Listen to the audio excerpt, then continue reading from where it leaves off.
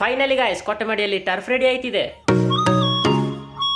ಎಲ್ರಿಗೂ ನಮಸ್ಕಾರ ಗಾಯ್ಸ್, ನನ್ನ ಬ್ಲಾಗ್ನಲ್ಲಿ. ಹಾಗೂ ಗಾಯ್ಸ್ ಇವತ್ತು ಬೆಳಿಗ್ಗೆ ಎದ್ದಂಗೆ ಗಾಯ್ಸ್ ಅಮ್ಮ ಎಲ್ಲರೂ ಹೋಗಿ ಚಿಕನ್ ತಗೋಬಾ ಅಂತ.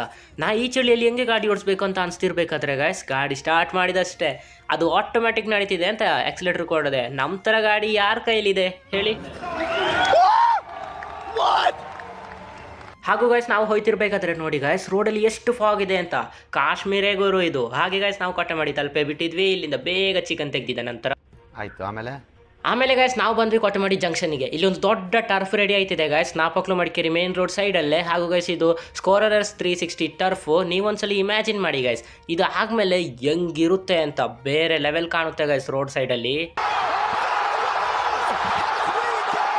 ಅನಂತರ ಗಾಯ್ಸ್ ಇವತ್ತು ಸಂಡೇ ಅಲ್ಲ, ಏನಾದರೂ ಒಂದು ಸ್ಪೆಷಲ್ ಮಾಡಬೇಕು ಅಂತ ಹೇಳಿ ಗಾಯ್ಸ್ ಇವತ್ತು ನಾನು ಬಟರ್ ನಾನ್ ಮಾಡ್ತಾ ಇದ್ದೀನಿ. ಹಾಗೂ ಗಾಯ್ಸ್ ನಾ ಡೋರ್ ರೆಡಿ ಮಾಡ್ತಾ ಇರಬೇಕಾದ್ರೆ ಗಾಯ್ಸ್ ಇವತ್ತು ನಾನು ನ್ಯೂ ಫಾಲೋವರ್ಸ್ ಅನ್ನು ಓದ್ಕೊ ಬರೋಣ. ಇವರೆಲ್ಲರೂ ನಮ್ಮ ನ್ಯೂ ಫಾಲೋವರ್ಸು ಗಾಯ್ಸ್. ಹಾಗೆ ಥ್ಯಾಂಕ್ ಯು ಸೋ ಮಚ್.